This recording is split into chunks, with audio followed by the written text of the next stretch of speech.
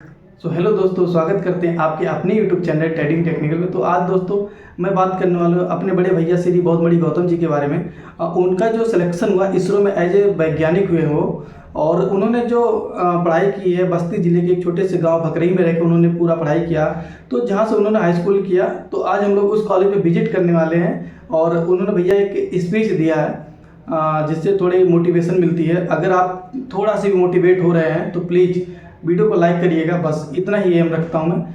और चलिए वीडियो को कंटिन्यू करता हूँ। तो गाइस, जैसा कि देख पा रहे भैया हमारे रेडी हो गए, तो हम लोग चल रहे हैं स्कूल पे जहाँ से भैया ने हाई स्कूल किया था। तो वहाँ पे पहुँच के मैं आपको दिखाते हैं।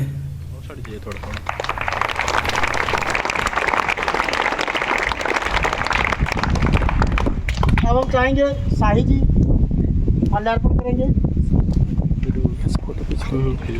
अब हम क्रम से चाहेंगे हमारे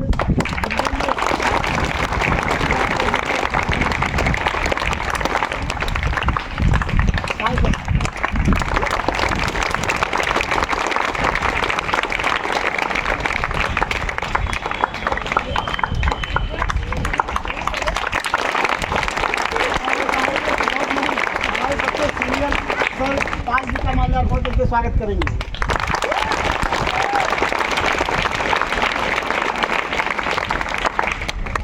आइए भैया।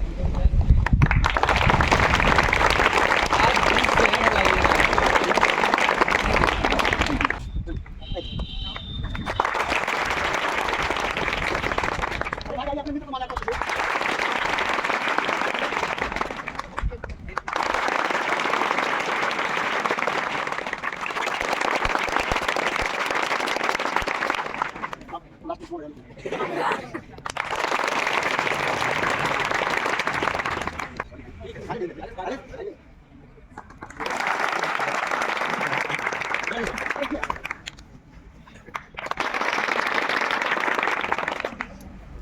ये गुरुजी की मेहनत है जो आज मैं यहाँ पे आ पाया हूँ और आप सबके सामने यहाँ पे खड़ा होकर के बोलने का साहस जुटा पाया हूँ। मैं भी आपके जैसे इसी विद्यालय में पढ़ा हूँ। आपकी स्थिति अब थोड़ी सी बेहतर है हम लोगों से। हम जब पढ़ते थे तो यहाँ पे घास फूस हुआ करता था, यहाँ पे टीन सेट हुआ करता था, साइकिल से आते थे। बहुत बुरी स्थिति थी, लेकिन पढ़ाई में कब हम लोगों ने कोई समझौता नहीं किया। गुरुजी थे, गलतियों पे पिटाई भी हुआ करती थी, लेकिन हम लोग उसको कभी भी दिल से नहीं लगाए कि हाँ पिटाई किसी गलत तरीके से हो रही है। मैं पढ़ने में सामान्य रूप से बहुत ही कमज़ोर छात्र रहा हूँ। शुरुआत के दिनों में मैं कभी भी होनहार छात्रों की संख्या में लिस्ट में नहीं आता था, मैं पीछे वाले बच्चों में आता था। लेकिन क्लास 9th और 10th के बाद में मैंने सोचा कि मुझे बस हाई स्कूल पास करना है अच्छे नंबरों से।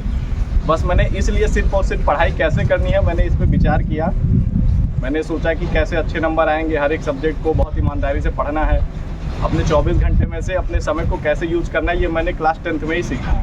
इससे पहले मैं बहुत ही बेकार छात्र रहा हूँ, जिसको टीचर लोग ऐसे सब लोग गुरुजी लोग बहुत पिटाई करते थे सुधारने के लिए। लेकिन उस समय मुझे इसकी समझ नहीं थी कि मुझे खुद को कैसे सुधारना है। क्लास 10th में आकर के मैंने अपने पढ़ने का पूरा टाइम टेबल बनाया कि मुझे पढ़ाई कैसे करनी है। एक घंटे मैं हर एक दिन शाम को 4 घंटे पढ़ता था।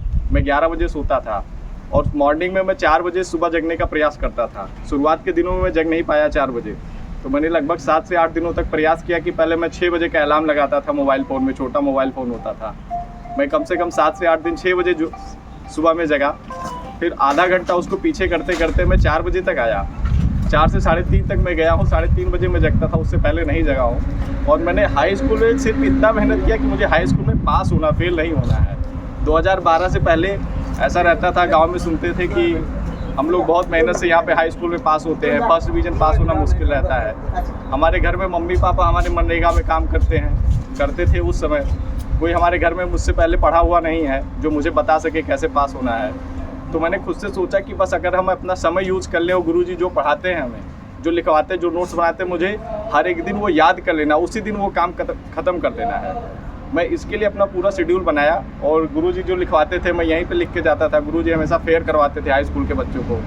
रामचंद्र गुरुजी जो है, इन्होंने सामाजिक विज्ञान उस समय पढ़ाया, फेयर करवाते थे। गुरुजी हमको बारहवां गुरुजी उस समय विज्ञान पढ़ाया करते थे।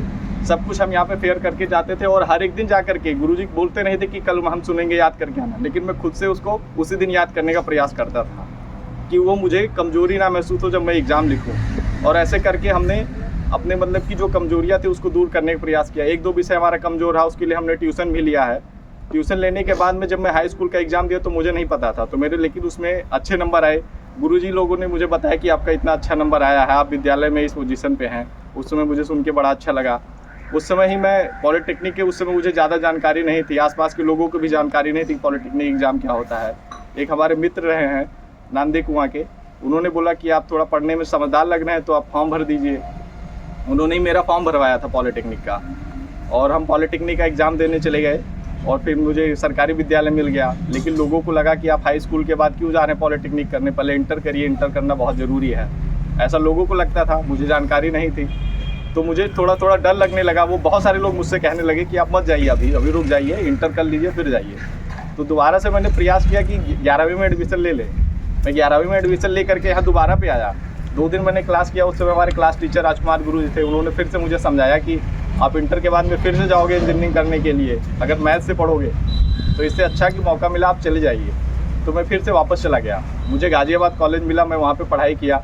तब मुझे वहाँ पे समझ में आया कि यहाँ पे हर एक लड़के जो उस कॉलेज में मिले सब बहुत ही अलग अलग ज़िले के थे। एक ज़िले के लगभग एक विद्यार्थी वहाँ मिलता है, सब बहुत होशियार थे। वहाँ तो मैं बहुत पीछे लड़का था, लेकिन फिर भी उन लोगों के साथ में दोस्ती करके उनसे कुछ सीखने को मिला और उनके साथ में वहाँ से आगे बढ़ता गया। फिर वहाँ से मैंने बीटेक किया और बीटेक के बाद में तैयारी करने लगा जॉब के लिए। मैंने बहुत सारे एग्ज़ाम लिखे जिसमें मेरा सिलेक्शन नहीं हुआ। लगभग मैंने 20 से ज़्यादा एग्ज़ाम लिखा होगा, लेकिन मेरा किसी में सिलेक्शन नहीं हुआ। लेकिन गुरुजी लोग हिम्मत दिया करते थे कि आप प्रयास करते रहिए, हिम्मत मत हारिए। ठीक है, जैसे आप लोग पढ़ते हैं आइंस्टाइन के बारे में, कितने सारे एक्सपेरिमेंट करने के बाद में लास्ट में जाकर सफलता मिलती है। तो प्रयास करते रहना, खुद पे भरोसा रखना है। मैंने भी बहुत सारे एग्ज़ाम लिखे, सफलता नहीं मिली मुझे। उस 1 महीने में लगभग 3 एग्ज़ाम मेरा क्वालिफाई हुआ। सबसे पहले मैं HPCL के लिए सेलेक्ट हुआ। मैं ज्वाइन करने वाला था कि उसके 2 दिन के बाद में ही मुझे इसरो का रिजल्ट आ गया, मैं उसमें चयन हो गया। मैंने उनको मिल करके बताया कि मैं ये जॉब नहीं करना चाहता हूँ, मेरा सिलेक्शन दूसरी जगह पे हो गया। मैं इसरो के लिए जा रहा था। फिर तीसरा रिजल्ट आ गया डॉक्यूमेंट वेरिफिकेशन के लिए, जेई के लिए। उत्तर प्रदेश में UPSSC जेई, अभी उसका डॉक्यूमेंट वेरिफिकेशन हो गया है। तो अभी इस समय मैं इसरो ज्वाइन करके वहाँ पे हूँ, और ये सब का जिम्मेदारी, मैं जो रिस्पॉन्सिबिलिटी है मुझे यहाँ तक बनाने की, ये सब गुरुजनों की है।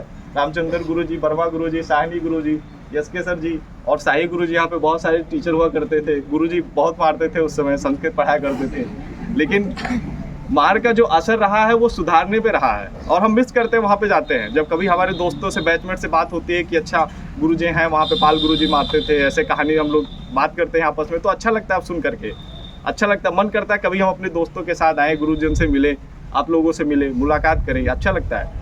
तो आप लोग प्रयास करते रहिए, अपनी कमजोरी को छुपाइए मत, टीचर के साथ बताइए। अगर आपको पढ़ना नहीं आता है, इंग्लिश में, गणित में, विज्ञान में, किसी चीज़ में दिक्कत होती है, तो गुरुजन को ज़रूर बताइए कि ये मुझे दिक्कत है और असली मायने में मुझे ये चीज़ समझ नहीं आती है। गुरुजी को बताइए, नहीं बता सकते मम्मी पापा को बताइए, उसको हल करने का प्रयास करिए, उसको टालिए मत। अगर आपको कोई भी चीज़ पढ़ने में दिक्कत हो रही तो उसको आप टालिए मत कि हम कल करेंगे, आज ही प्रयास करिए उसको हल करने का। ट्यूशन का प्रयास करिए, गुरुजी से एक्स्ट्रा क्लास करिए, जो भी है कुछ भी जाकर के आप पूछेंगे, आपको ज़रूर मदद मिलेगी। और इसके साथ मैं आप सबको प्रणाम करता हूँ, गुरुजनों को फिर से।